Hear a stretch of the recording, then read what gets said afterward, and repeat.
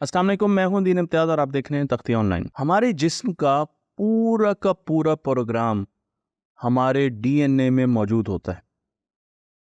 अगर आप डीएनए के बारे में नहीं जानते तो अपने जिस्म के छोटे लेवल पर जाइए, जहां एक खुलिया मौजूद है और उस खुलिये के अंदर एक न्यूक्लियस होता है जिसके अंदर DNA D ribo nucleic acid मौजूद है, जो कि एक तस्वीर की तरह हेलिकल शेप रखता है। ये आपका बिल्डिंग ब्लॉक है। आपके बारे में तमाम इंफॉर्मेशन आपके डीएनए में मौजूद होती है और डीएनए के एक छोटे से हिस्से को हम जीन्स कहते हैं या जीन कहते हैं। अगर एक जीन में तब्दीली आए तो आप बीमार हो सकते हैं। जी हाँ, आपकी बीमारी जीन की तब्दीली से हो सकती है। मसलन मैं आपको यहाँ पर डीएनए का एक स्ट्रक्चर दिखा रहा हूँ। इसके अंदर 4 किस्म की बेसिस होती हैं, जो सिंपल याद रखने के लिए मैं आपको बता रहा हूँ। ATGC ये मुख्तलिफ किस्म के कम्बिनेशंस में आती हैं और हमारे पास ये एक जीन समझने की ये एक जीन का सैंपल है। फ़र्ज़ कीजिए हमारे पास 20,000 जीन्स मौजूद हैं।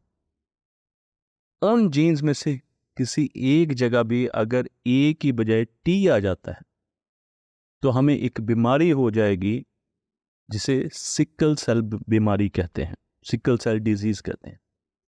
इस डिजीज में आपका ब्लड में जो हीमोग्लोबिन है वो अब नॉर्मल होना शुरू हो जाता है और इस हीमोग्लोबिन की वजह से जो रेड ब्लड सेल हैं वो आहिस्ता आहिस्ता अपनी शक्ल बदलना शुरू हो जाते हैं। मैं आपको यहाँ पर सही शक्ल भी दिखा रहा हूँ, गोल, और फिर आपको C टाइप शक्ल भी नज़र आ रहे हैं, जिसकी वजह से सेल बहुत जल्दी मरना शुरू हो जाते हैं और रेड ब्लड सेल की हमेशा इस मरीज में कमी रहती है।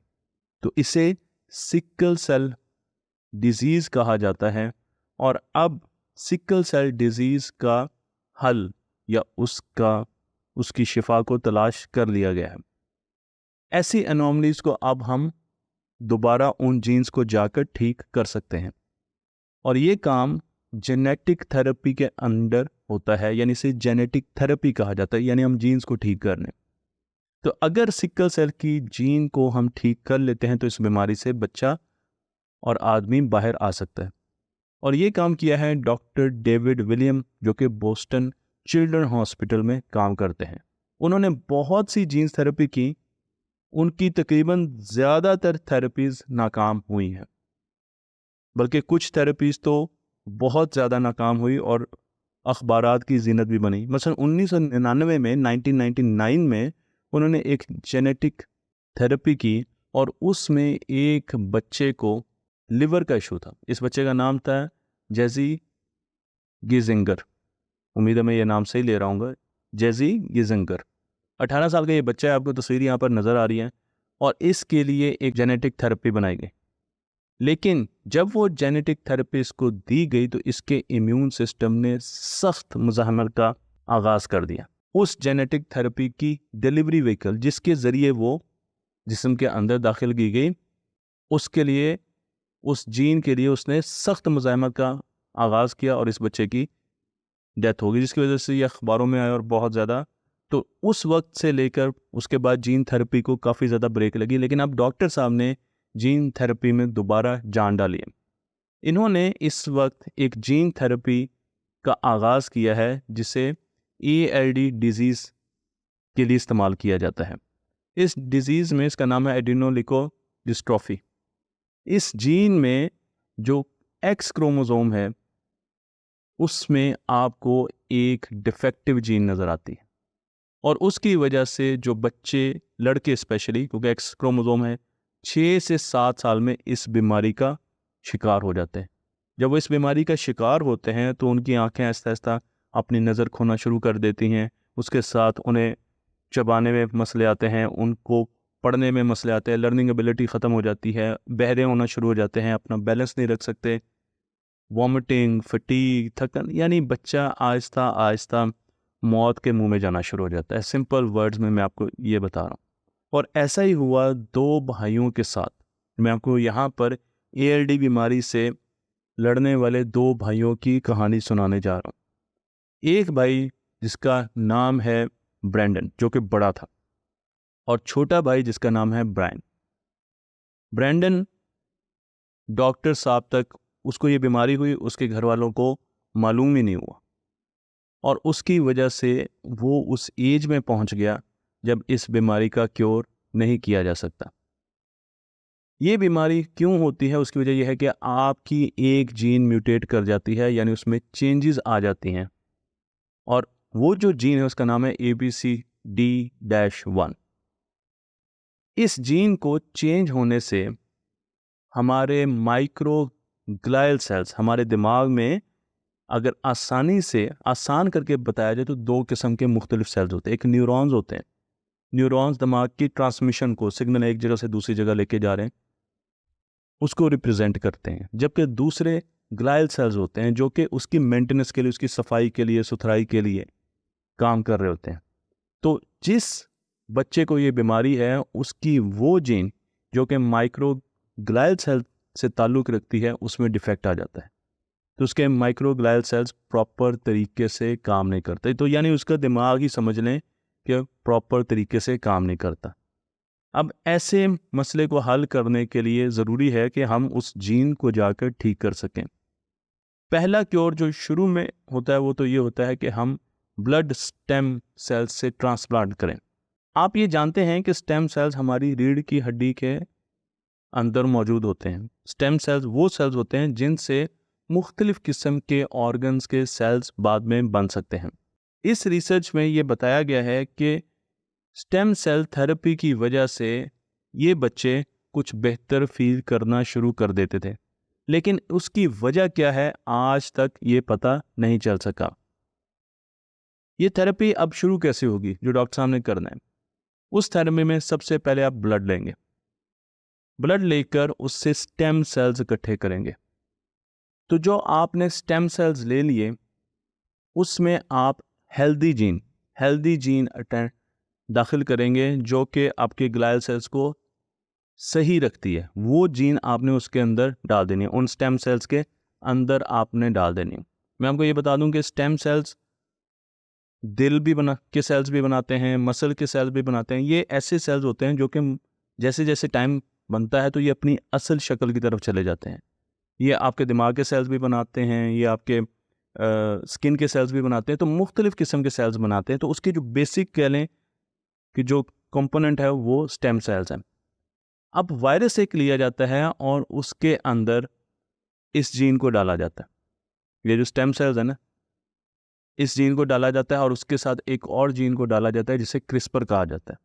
इन दो जीन्स को डाला जाता है तो उसका फ़ायदा क्या होता है कि जब ये वायरस हम किसी मरीज़ में दाखिल करेंगे तो एक हमारे पास ठीक जीन है ग्लाइल सेल की और एक है क्रिस्पर। क्रिस्पर क्या करती है, उस ठीक जीन को काटती है और काट कर उसे जो मरीज़ है उसके उस जगह पर जाके जहाँ पर उसने फिट करना होता है उस जगह से जो ख़राब जीन्स है उसको काटती है, बाहर निकालती है, नई जीन को रखती है और उसे पेस्ट कर देती है।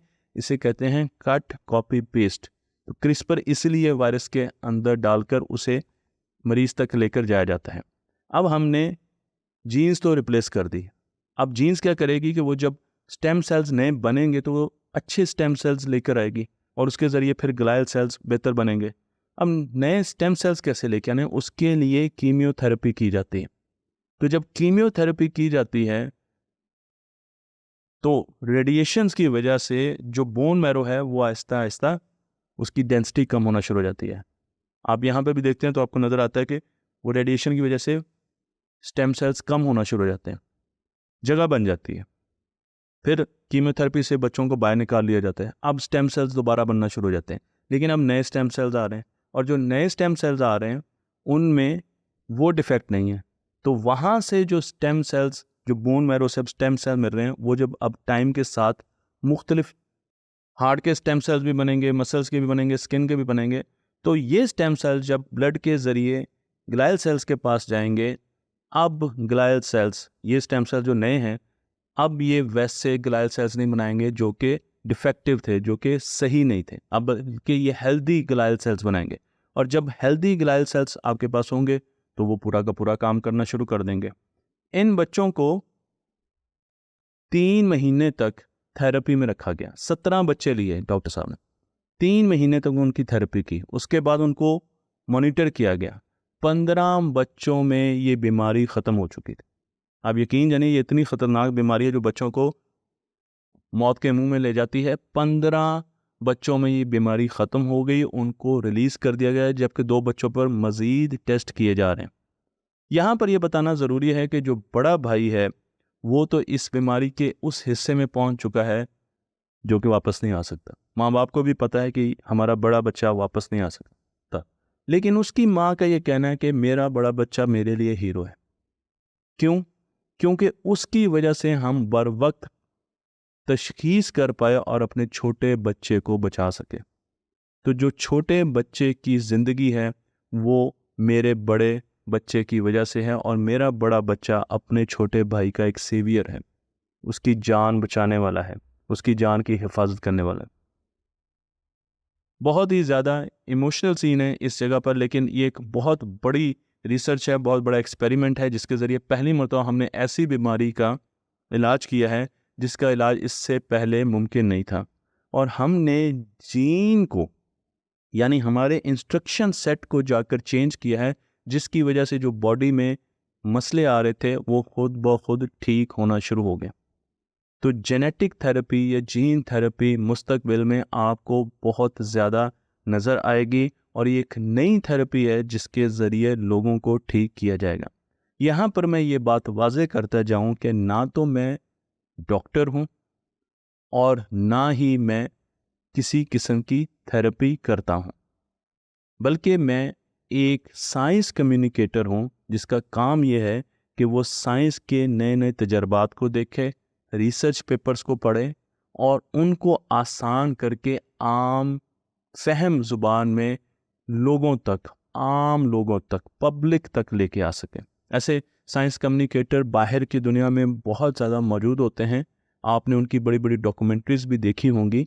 पाकिस्तान में ये ट्रेंड अभी बहुत नया है, लेकिन इससे आपको ये समझना चाहिए कि जितनी बातें भी मैं आपको कह रहा हूँ वो किसी ना किसी रिसर्च पेपर में रिपोर्ट हुई हैं, और अगर आप जाकर इन्हें गूगल करेंगे, जो कि आपको यकीनन करना चाहिए ताकि आपको अंदाज़ा हो जो बात आप सुन रहे हैं वो सही भी है कि नहीं, तो अगर आप इसको जाकर गूगल करेंगे तो आपको इस वीडियो में जितने भी रेफरेंस दिए गए हैं, डॉक्टर साहब का नाम ले लें या हॉस्पिटल का नाम ले लें, या वो सारे के सारे आपको ठीक मिलेंगे। मुझे उम्मीद है कि आप हमारे यूट्यूब चैनल यानी तख्ती चैनल पर आएंगे, उसे सब्सक्राइब करेंगे, उसे पसंद करेंगे और उसे आगे लेकर जाएंगे, लोगों तक इस इल्म को, इस नायाब इल्म को पहुंचाएंगे।